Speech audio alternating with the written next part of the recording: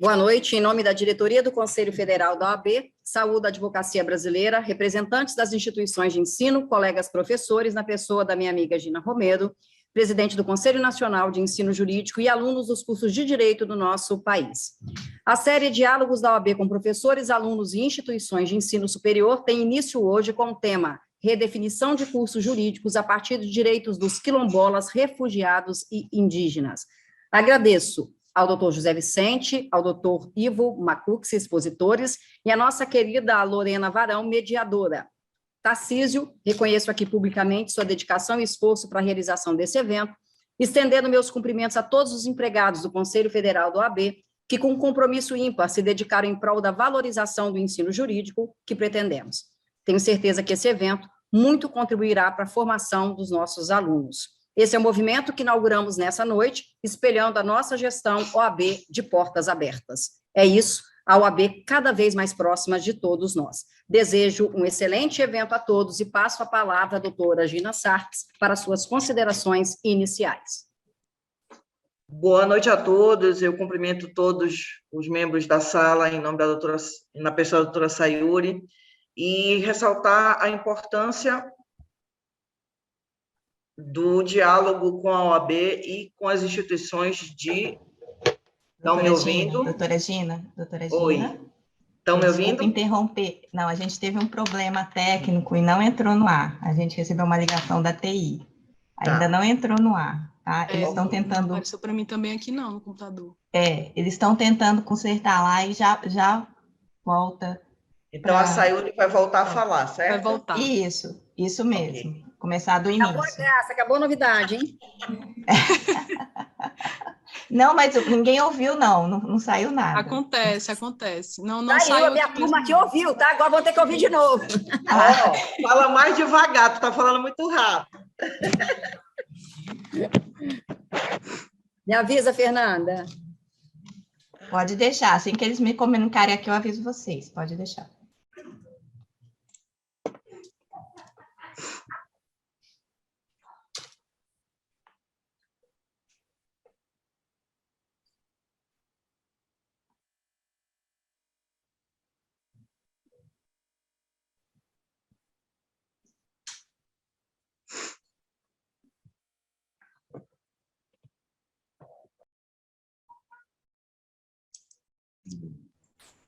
Doutora Sayuri, eu vou fazer a contagem novamente, agora é real. Tá sem o áudio. 5, 4, 3, 2, 1. Boa noite. Em nome da diretoria do Conselho Federal do OAB, saúdo a advocacia brasileira, representantes das instituições de ensino, colegas professores, na pessoa da minha amiga Gina Romero, presidente do Conselho Nacional de Ensino Jurídico, e alunos dos cursos de direitos do nosso país. A série Diálogo da OAB com professores, alunos e instituições de ensino superior tem início hoje com o tema A Redefinição dos Cursos Jurídicos a partir dos direitos dos quilombolas, refugiados e indígenas. Agradeço ao doutor José Vicente, ao doutor Ivo Macux, expositores, e à nossa querida Lorena Varão, mediadora. Tarcísio, reconheço aqui publicamente sua dedicação e esforço para a realização desse evento, estendendo meus cumprimentos a todos os empregados do Conselho Federal da OAB, que com compromisso ímpar se dedicaram em prol da valorização do ensino jurídico que pretendemos. Tenho certeza que esse evento muito contribuirá para a formação de nossos alunos. Este é o movimento que inauguramos nessa noite e se seguirá mensalmente, espelhando a nossa gestão, OAB de portas abertas. É isso, a OAB cada vez mais próxima de todos nós. Desejo um excelente evento a todos, neste momento que passo a palavra à doutora Gina Sarques para suas considerações iniciais. Boa noite a todos, eu saúdo todos os presentes nesse evento, na pessoa da doutora Sayuri, e que o diálogo da OAB com as instituições e com os alunos e com os professores que se inicia hoje seja um sucesso, é o que eu desejo, eu acredito que não terá outro resultado esse diálogo com as instituições e os alunos, eu desejo boa sorte a todos e vamos ter um excelente evento.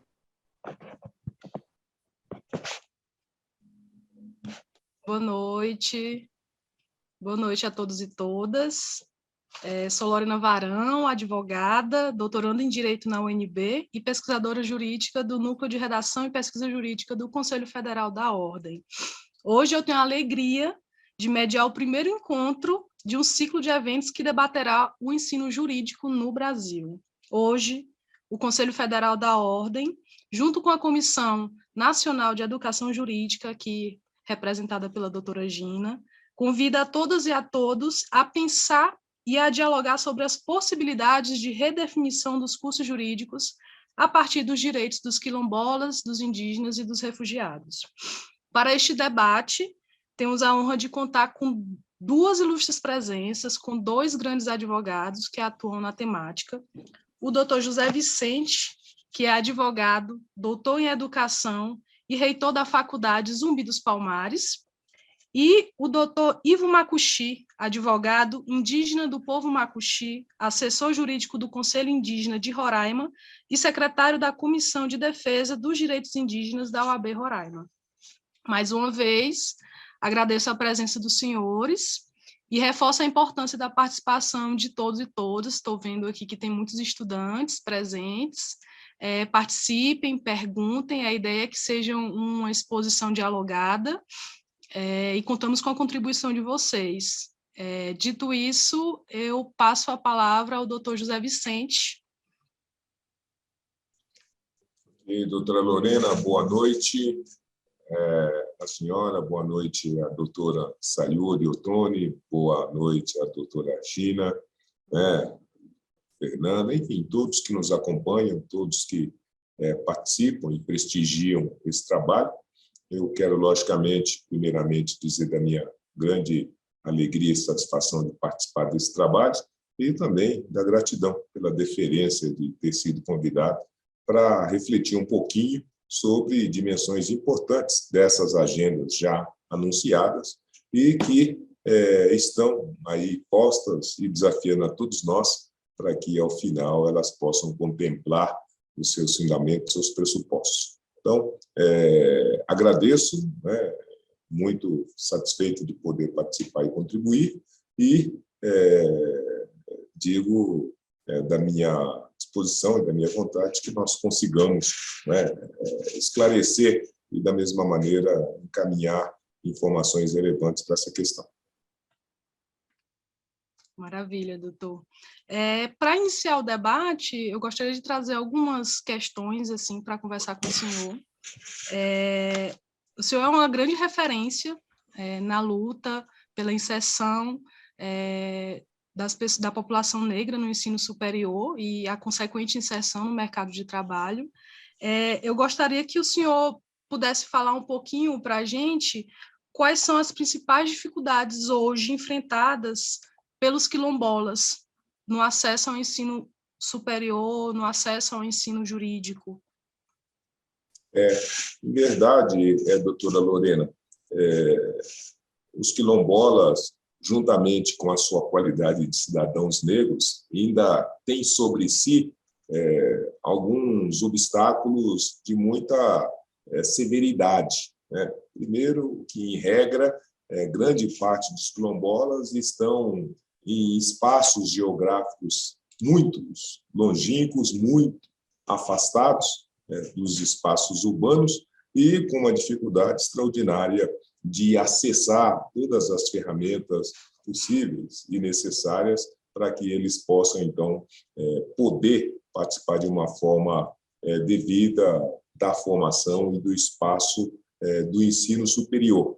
No mais das vezes, eles precisam percorrer distâncias longínquas, no mais das vezes, aqueles quilombolas que convivem nos seus espaços quilombolas têm todas as dificuldades de fazer, então, essa mobilidade do quilombo para a universidade, e esse quilombola, seja aquele que acesse o espaço do ensino superior público, se fosse o caso, via cotas, e aquele que possa fazer o acesso a esse espaço do ensino superior via, por exemplo, ProUni, que são duas ferramentas importantes de inclusão.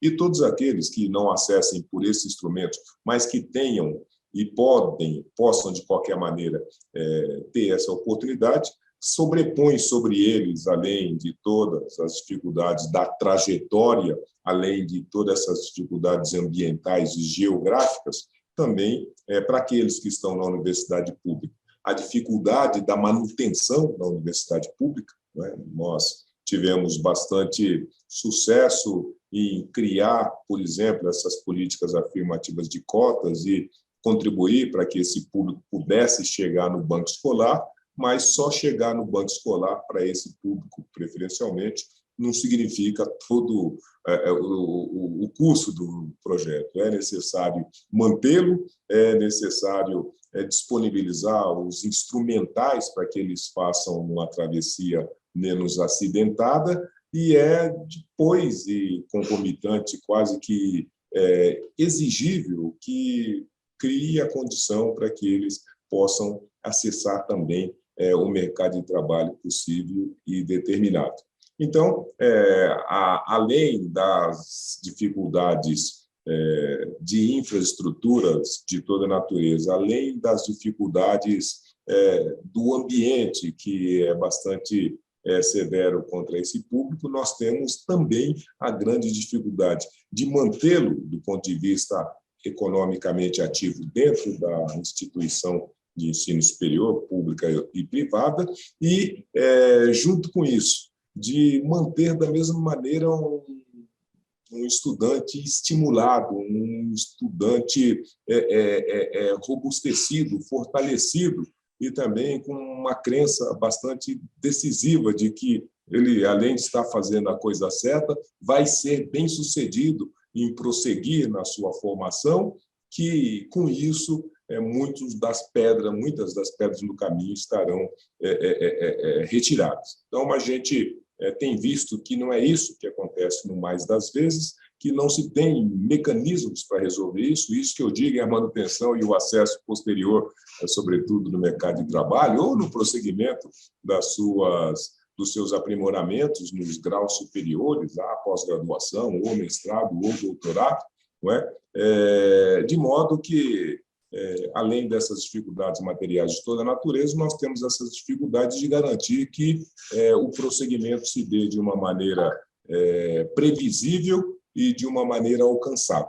Então, eu penso que essas são as duas dimensões mais críticas que estejam colocadas para esse público, e é sobre elas que a ação da universidade, que a ação da lei, que a ação da regulação administrativa precisaria debruçar para tornar, né, esse tráfego, tornar esse trânsito, tornar esse acesso o menos causticante possível, né, o menos dolorido possível, e, da mesma maneira, mantê-lo de maneira estimulativa e de uma maneira que mantivesse esses jovens antenados, interessados, desejosos, né, e cônscios de que o caminho que virá à frente será um caminho com menos obstáculos. Perfeito, doutor José Vicente. O senhor tocou num ponto muito importante ao se referir às políticas públicas, né, de acesso à educação. Assim, nos últimos anos, a gente teve, como o ProUni, muitas políticas que facilitaram esse acesso. No entanto, junto a essas políticas, a gente não observou a garantia de políticas de assistência estudantil e de permanência, né, como o senhor muito bem falou, desses estudantes dentro desse ambiente universitário, né? Trazendo um pouco do debate para quando a gente pensa a realidade e a composição, por exemplo, da matriz curricular dos cursos de direito hoje, eu gostaria que o senhor falasse um pouco para a gente das experiências, né, e das dificuldades enfrentadas por esses estudantes de permanecer num curso de direito, né, com essa matriz curricular que a gente conhece, que é uma matriz curricular um pouco mais fechada, mais dogmática, né? Como hoje os cursos de direito, os cursos jurídicos têm se preparado para receber esses estudantes, né? Fazendo com que eles, como o senhor muito bem disse, tenham estímulo de continuar no curso, tenham estímulo, inclusive, para sair desse curso preparados para a inserção no mercado de trabalho.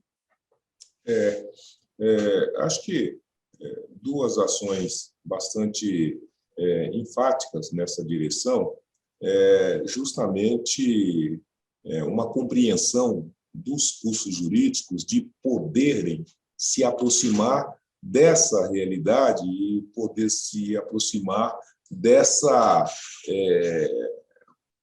desse conjunto de perspectivas que afligem esse próprio público, né? Nós estamos falando, por exemplo, que, dentre outras coisas, a lei tem se debruçado para construir mecanismos de inclusão e de acesso desse público. Mas a implementação, o conhecimento e mesmo a apropriação dessa lei é uma coisa que, no mais das vezes, a gente não alcança nem dentro de um curso de direito, né? Nós estamos discutindo ainda hoje, por exemplo, a questão das cotas, do ponto de vista legal, nós estamos discutindo ainda hoje esses encaminhamentos da heteroidentificação, né? Nós estamos discutindo mesmo as ações afirmativas, sobretudo fora do espaço governamental, em muitos dos ambientes do espaço corporativo, e pouco disso está sendo contemplado pelo direito estruturado dos nossos currículos. Tem uma realidade do lado de fora acontecendo, impactando, mudando, transformando, e pouco disso tem sido contemplado, tem sido acolhido, né, por uma grade e uma estruturação de um curso de direito que parece desconsiderar, primeiro, essa transformação e, segundo, o impacto que essa transformação está fazendo justamente para dentro dessa ambiência do direito, né? Nós estamos vendo ainda ontem, hoje, se não me falha a memória, nós conhecemos que o Senado equiparou a injúria racial a um crime inafiançável, imprescritível. Parece uma coisa simples, mas é uma coisa que está produzindo um impacto extraordinário na vida desse jovem, mas no entorno desse jovem, na sociedade como um todo que está interagindo com isso. E a gente não tem visto nem um direito que está muito próximo e muito preocupado com a produção desses caminhos de uma justiça racial, e, da mesma maneira, um direito que não tem se debruçado para ajudar a produzir as soluções, inclusive para essas ferramentas de implementação dessas oportunidades, dessas mudanças. Veja, nós não conseguimos, 20 anos depois, construir do ponto de vista jurídico o que é uma heteroidentificação, quem que é negro, seja do ponto de vista administrativo, seja do ponto de vista legal, não é? E com isso, e por não ter se apropriado disso, todos estão padecendo, todos estão tendo dificuldades que já poderiam ter sido superadas, não é?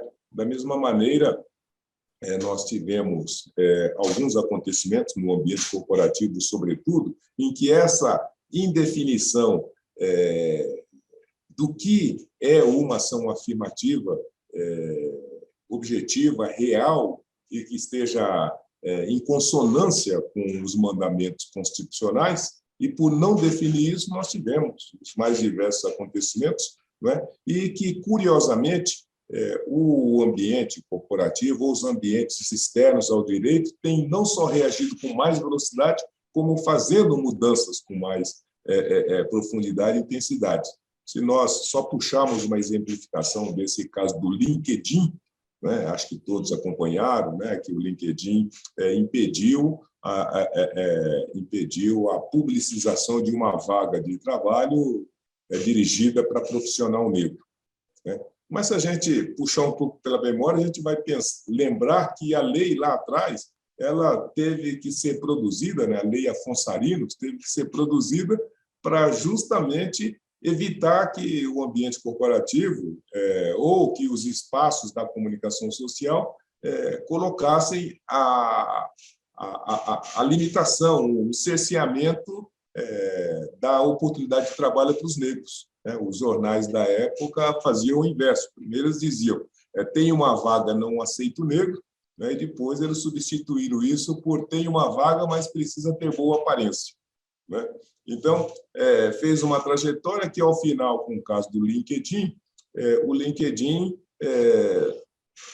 conheceu e reconheceu que tem uma transformação social em andamento, importante, necessária e quase que insuperável, e, por conta disso, ele fez uma mudança legal, do ponto de vista administrativo, em que, olha, isso que era uma norma global para todos os países em que eu opero, agora ela vai ter uma relativação para contemplar as perspectivas de cada país. E no Brasil, que tem, né, esse drama e essa necessidade de um tratamento diferenciado frente ao racismo, então, a partir de agora, no LinkedIn do Brasil, pode-se sim fazer uma publicidade exclusiva para negro. Mas, veja, são as estruturas externas ao direito fazendo as mudanças e as transformações, e nem sempre acompanhadas, contempladas, tratadas e, sobretudo, formatadas pelas instâncias do direito. Então, eu acho que a necessidade e o desafio que se coloca são dessa reflexão importante, né, e, da mesma maneira, de se saber como é que a gente consegue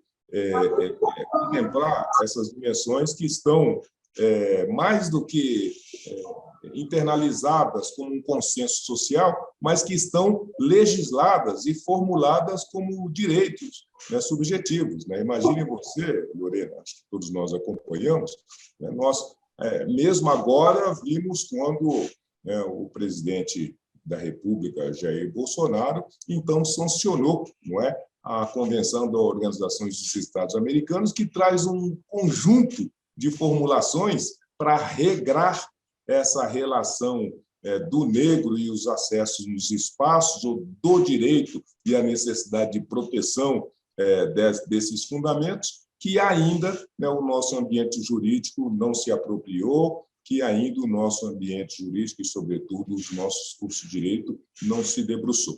Enfim, então nós temos aí um descompasso, e esse descompasso, se o direito e se os nossos cursos pudessem assimilá-lo, poderia trazer uma contribuição mais rápida para a sua consolidação e, sobretudo, garantiria com mais propriedade que os direitos ali protegidos cumprissem seu propósito de uma forma integral. Lorena, eu queria fazer uma pergunta, doutor, Claro, permite? doutora. Eu queria saber se o senhor tem o levantamento dos cursos de direito do Brasil, em percentuais, quais cursos que têm as disciplinas ligadas a quilombolas, a indígenas e afins? Pois é, você sabe, querida Renata, que uma das discussões que perpassa essa questão Gina, desculpa, é que eu estou vendo aqui o nome e troquei, me perdoe. Mas uma das dificuldades e uma das limitações que perpassa essa questão, por exemplo, é essa impotência, essa incapacidade que o ambiente do ensino superior, sobretudo, todo ele, mas sobretudo os cursos de direitos, não conseguiram de fazer cumprir, não é, a disciplina de relações étnicos-raciais. No mais das vezes, todos têm sido concitados, todos têm sido requeridos, e nós não conseguimos. Tanto quanto não conseguimos, no ensino médio e fundamental, tratar e consolidar a lei da história da África, a história do negro e a história da África, no ensino superior nós não conseguimos ainda, quase 20 anos depois, né, implementar de uma forma séria, profunda e definitiva a disciplina, então, das relações étnicos-raciais. Essa dos quilombolas, essas dos refugiados, então, não é, salvante as pequenas exceções que confirmam a regra, não é, se apresenta de uma forma desafiadora, da necessidade da gente conseguir fazer com que a norma, além de ser cumprida, seja efetivamente implementada. Então, não temos, né, as que temos são tão poucas que não se computa aí na nossa agenda, e o desafio que se coloca, e por isso que essa nossa conversa, esse nosso encontro é importante, que é justamente de provocar a todos, né, da necessidade, primeiro, de fazer cumprir a lei, e depois de fazer que o cumprimento da lei, ao final, cumpra o objetivo, que é de esclarecer, que é de disponibilizar, que é, ao final, de colocar essa dimensão do direito para ser compreendida e para ser trabalhada por todos nós que estamos nesse âmbito de operação do direito. Obrigada. Perfeito, doutor. Quando a gente toca nesse assunto, eu acho importante trazer algumas experiências concretas, né? Eu posso citar, por exemplo, a gente observa a criação, né, de cursos novos de direito em alguns lugares. Eu cito Arraias, no Tocantins, por exemplo. Arraias é um município do sudeste do Tocantins, onde existem 4 comunidades quilombolas reconhecidas, né? E esse curso de direito ele surgiu a partir da demanda da própria comunidade. Tanto que o próprio projeto político-pedagógico, a elaboração da matriz curricular desse curso é muito voltada para as necessidades dessa região, né? A gente tem, por exemplo, disciplinas como direito indígena, direito dos povos indígenas, a gente tem disciplinas sobre direito das comunidades tradicionais, sobre direitos quilombolas, né? Então, são experiências que a gente começa a observar e a acompanhar pontualmente, infelizmente, no Brasil. Uma outra questão, doutor, enfim, e doutora Gina também, e todos os participantes, né, para a gente pensar um pouco, quando a gente fala das políticas públicas de acesso dos quilombolas, né, especificamente, eu acho que uma das experiências assim, muito interessantes que a gente vem acompanhando nos últimos tempos são as turmas de direito do PRONERA, né, que é o Programa Nacional de Educação da Reforma Agrária, né, onde a gente vê a implementação de cursos que tentam abarcar, inclusive, a possibilidade da interculturalidade dentro do direito, né, e da interdisciplinaridade, possibilitando um diálogo de saberes, né, a partir dos modos de vida desses povos, né. Eu queria saber do senhor, assim, como o senhor avalia essas experiências, né, e quais impactos essas experiências têm no mundo jurídico hoje no Brasil. Talvez o impacto é um impacto de profundidade, porque nós pudemos acompanhar, seja no Brasil, seja no exterior, através das intervenções da ONU, uma produção exaustiva de legislação para garantir, para reconhecer e para proteger esses direitos, quando não para criá-los. Basta lembrar que, se nós retornarmos da Constituição para cá, são quase 20 legislações que regulam, direto ou indiretamente, as mais diferentes questões dessa natureza, né? Podendo lembrar de novo a questão dessa Convenção da Organizações dos Estados Americanos, que trata da eliminação da discriminação em todas as ambiências sociais, e que ela vem com uma envergadura de norma constitucional, né? E que ali ela, então, debruça sobre as mais variadas questões. Basta lembrar que, nesse curso de tempo, nós tivemos 3 convenções das Organizações das Nações Unidas para regular essa questão, né? Nós tivemos, seja a legislação de combate ao racismo, seja a legislação que transforma o racismo em injúria, ou transforma a injúria em racismo, e, sobretudo, o Estatuto de Igualdade Racial, eles contemplam, né, um oceano de normas para garantir, para fortalecer e para proteger um conjunto de direitos dessa natureza, e que, a despeito dessa profusão de normas de toda a natureza, em todos os espaços, né, inclusive nos estados, a gente não conseguiu dar conta disso por ter ainda uma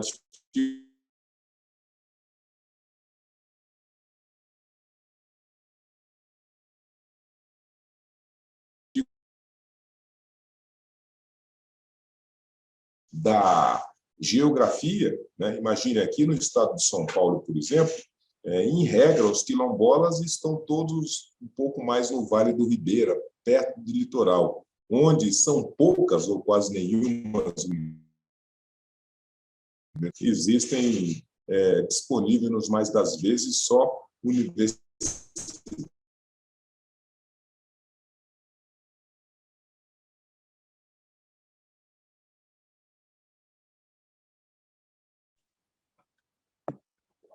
Gente, caiu, doutor José? E no nosso país. Isso é uma verdade que precisa ser conhecida e é uma realidade que nós precisamos ter em conta para que, a partir dela, a gente pense os caminhos possíveis para produzir as resoluções necessárias. E nós estamos tendo, inclusive, curiosamente, uma intervenção muito intensa, sobretudo do Conselho Nacional de Justiça, que tem não só criado os grupos de trabalho, mas que tem, por exemplo, instituído não só o Observatório dos Direitos Humanos, em que essa perspectiva negros está muito bem consolidada. Nós temos o Observatório da Discriminação e Racismo, instalado dentro do Conselho Nacional de Justiça, em Ministério Federal, que tem se constituído num espaço importante para refletir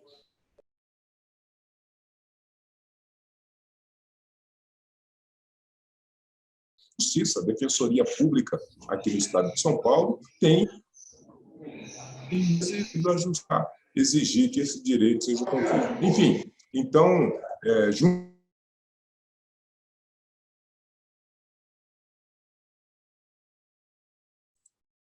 Doutor José, seu microfone está fechado.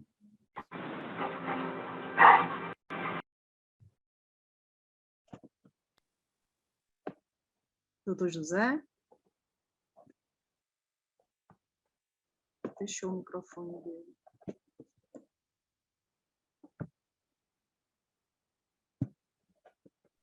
Oi, voltou? Voltou. Sim.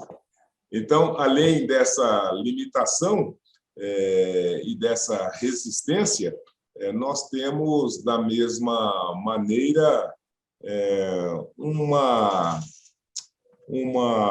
incompreensão da construção dessas estruturações das disciplinas, no sentido de contemplar essa questão, no sentido de contemplar esse público, no sentido de contemplar esse direito.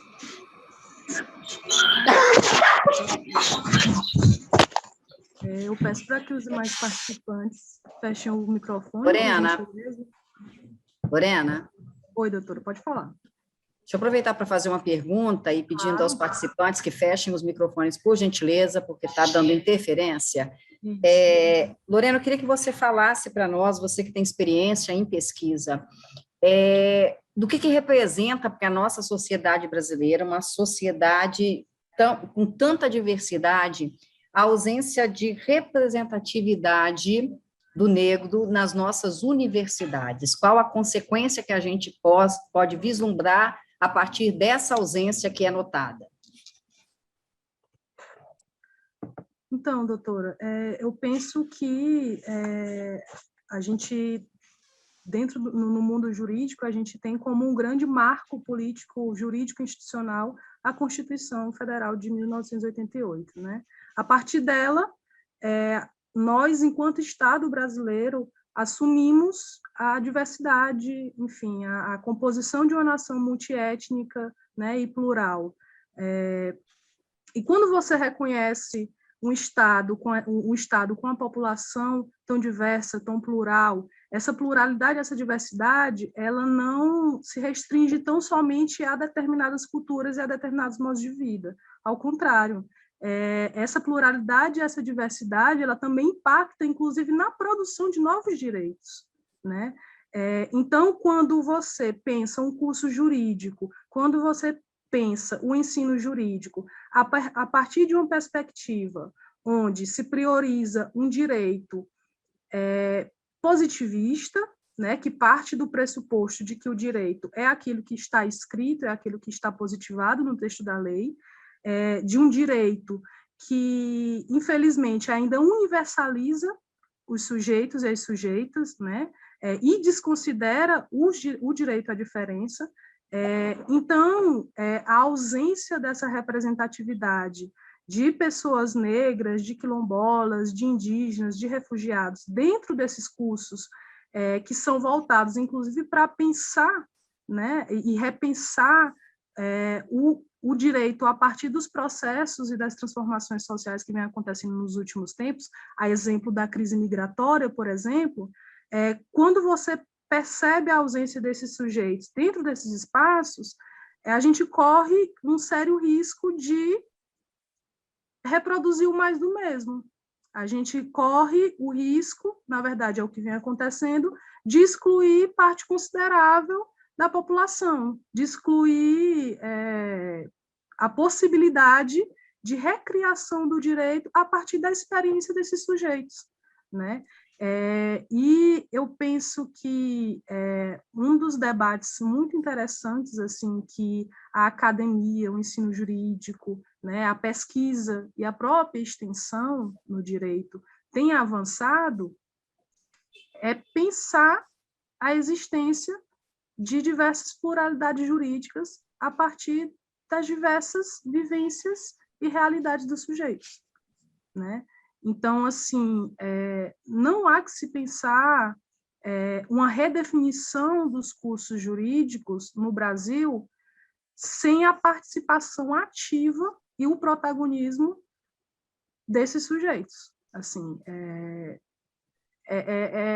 na verdade, seria recorrer num erro histórico, né? Assim, acho que seria mais ou menos por aí.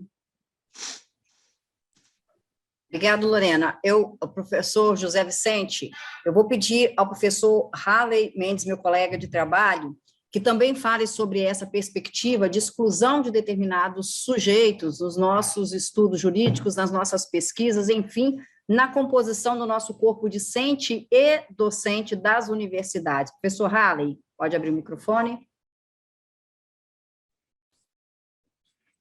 Olá, professora Sayuri, boa noite. Boa noite a todos os presentes. Boa noite, doutor José Vicente, doutora Lorena. É um prazer estar aqui com vocês. A minha contribuição com o debate ela é muito simplória, não tem uma profundidade para deliberar sobre o assunto, mas eu pensando aqui sobre o que a doutora Lorena disse, me preocupa muito a nossa ignorância acerca da nossa própria história. Parece que a identidade brasileira, desde que essas terras foram descobertas por portugueses, né, descobertas na perspectiva deles, nós vivemos um processo de imposição de identidade que se sobrepõe à possibilidade de qualquer construção de identidade nacional que seja plural, que seja fraterna, que seja igualitária, que possibilite, como a doutora Lorena disse, o reconhecimento de diferenças. Eu sou um criminalista, sou um professor das ciências criminais, e nessa perspectiva específica eu observo o quanto o direito criminal é utilizado como forma de destruição de identidades, como forma de negação de identidade, de negação de alteridade. Isso é uma realidade que no Brasil, infelizmente, é muito manifesta. Nós, professores de direito penal, constantemente dizemos que ninguém pode ser preso até o trânsito em julgado de sentença penal condenatória, mas a maior parcela da nossa população carcerária brasileira é composta por pessoas negras e é composta por uma boa parte delas, cerca de 40%, por pessoas não condenadas. Eu não estou nem pedindo uma revisão da legislação, eu estou pedindo apenas que a legislação seja cumprida. É claro que ela tem problemas, é claro que ela precisa ser revisada, mas isso é, de alguma forma, um não reconhecimento de alteridade, um não reconhecimento de identidade, uma perspectiva de criminalização como forma de negação de identidade de negros, de indígenas, do perfil não branco, em geral, na população brasileira. Mas é basicamente isso que eu posso contribuir, eu estou aprendendo muito, eu vou parar de falar por aqui. Muito obrigado, professora Sayuri, uma boa noite a todos. Obrigada. Professor José Vicente, retornando a palavra ao senhor para considerações finais sobre o assunto, à medida que vamos nos encaminhando para o encerramento do evento, adiantando que o link da gravação estará disponível porque muitos tiveram problema de acesso. Sayuri, acho que o professor Halley vai direto no ponto crucial dessa questão que continua desafiando a todos nós. Ou seja, é aquilo que tradicionalmente se definiu como o estado inconstitucional das coisas, né? Nós tínhamos uma Constituição, a primeira Constituição do nosso país era uma Constituição que, ainda que outorgada, que regulava e se estruturava em cima de um iluminismo em que o cidadão era o centro e a liberdade, a igualdade eram estruturantes, ao mesmo tempo que a escravidão era uma realidade na vida nacional por sobre um direito, né, que jamais poderia permitir esse tipo de coisa. Depois, se considerarmos só a nossa Constituição cidadã, a gente vai, então, conhecer que nós produzimos, desde a nossa Constituição cidadã, intervenções fantásticas do ponto de vista de construção social, porque até na ditadura nós conseguimos instituir, né, nós conseguimos internalizar uma legislação, uma das intervenções importantes das Nações Unidas, que foi a Convenção para a Eliminação de Todas as Formas de Discriminação, que foi, então, sancionada em plena ditadura, né, em 1968. E depois, agora, nós chegamos à Convenção Interamericana, promulgada por um governo que tem uma série de restrições sobre questões dessa natureza. Ou seja, nós conseguimos, de A a Z, construir legislações em todas as direções para garantir os direitos que definam e que deem sustentação à dignidade da pessoa humana, independente de cor, independente de raça. E a gente vai perceber que é esse próprio direito que não permite que a gente consiga dar um passo adiante no sentido de constituir e consolidar isso como um direito efetivo, um direito objetivo e um direito que se apresente de uma forma ética como correto. Então, enquanto a gente não conseguir transformar o direito como um princípio ético relevante que precisa formatar a ação dos operadores do direito, mas, sobretudo, das instituições, nós vamos ficar nessa dicotomia, nessa contradição. As melhores e mais definitivas legislação para garantir a igualdade entre as pessoas, independentemente de cor e de raça, e essa própria legislação impedindo que essa realidade possa se tornar efetiva. Eu vou trazer só um número para finalizar o raciocínio. Todos nós sabemos que, dentre as conquistas importantes dessa agenda, nós instituímos a cotas para negros em tantos espaços, mas, sobretudo, nos cargos da magistratura. Pois, quando a gente debruça para saber os números dessas cotas alcançadas nos cargos da magistratura, a gente fica simplesmente horrorizados, porque dos 20% que se pretendia, a gente não chegou a alcançar nem 3% dessas cotas. Seja porque tem resistência de toda natureza, seja porque preparar alguém para ser juiz demanda um estágio anterior, seja porque, para que as cotas possam ser garantidas e não serem burladas, é preciso fiscalização, é preciso acompanhamento, seja porque, para que elas alcancem os objetivos, é indispensável que as instituições, que as autoridades não tenham qualquer dúvida quanto à necessidade de defendê-la e de promovê-la. Então, isso nos coloca essa contradição. Habemos a lei, mas não habemos a transformação proposta pela lei. Perfeito, doutor José Vicente. Muito obrigada. Eu acho que também para acrescentar, para contribuir e finalizar o debate, eu penso que, ao se refletir sobre a redefinição dos cursos jurídicos, a partir dos direitos dos quilombolas, dos refugiados, dos indígenas, a gente vai no ponto central, né, do que é o direito, né? Esses grupos sociais, eles trouxeram o questionamento a respeito do qual é o direito que está sendo ensinado hoje nas faculdades de direito, né? É um direito que, infelizmente, ainda parte de uma matriz individualista, de uma matriz que desconsidera os direitos coletivos, que desconsideram outros modos de vida, né, e de existir nessa sociedade.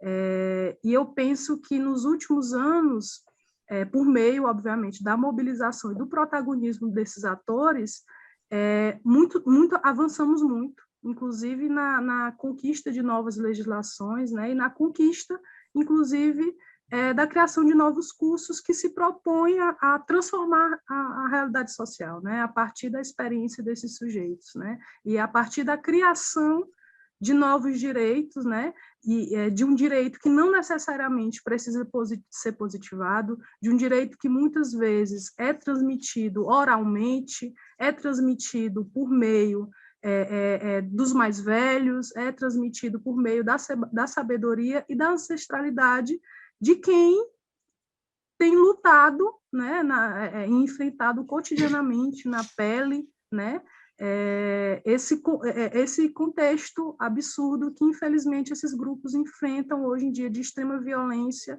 e de retirada de direitos, né, constitucionalmente positivados. Mas alguém gostaria de fazer alguma intervenção para a gente tentar finalizar nosso espaço? Lorena, eu quero agradecer, em nome do Conselho Federal da OAB, a participação de todos, em particular, doutor José Vicente, doutora Gina aqui presente, participação extraordinária do professor Halley Mendes e a sua, minha pesquisadora muito querida, e anunciar aos participantes que o nosso próximo encontro acontecerá no próximo mês, e nós debateremos e conversaremos sobre o exame de ordem, contando aqui com a participação mais que especial da banca do exame de ordem, que poderá conversar com vocês sobre esse exame, que é nada mais, nada menos do que a consolidação de um ensino jurídico de qualidade. Aquele que faz o ensino jurídico de qualidade, ele é, no exame de ordem, simplesmente colocado ali como mais uma prova de que ele está apto ao exercício profissional. Então, mais uma vez, eu quero agradecer a presença de todos, ressaltando que esse evento está gravado, será disponibilizado para aqueles que não conseguiram fazer o acesso em tempo real. Obrigada, gente, e até o próximo mês. Um beijo especial para todos os alunos dos cursos de Direito, e especialmente para minha turma querida. Obrigada, doutora Sayuri.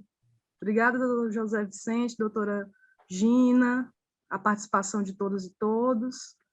Desejo uma boa noite e peço licença para encerrar o evento citando o nosso patrono da educação, Paulo Freire. Ele disse que a educação é um ato de amor, por isso um ato de coragem. Portanto, a gente não pode jamais temer o debate e a análise da realidade. E eu penso que essa missão e esse desafio que a OAB de portas abertas assumiu nessa nova gestão, e aguardo todas e todos nos próximos eventos. Muito obrigada, gente.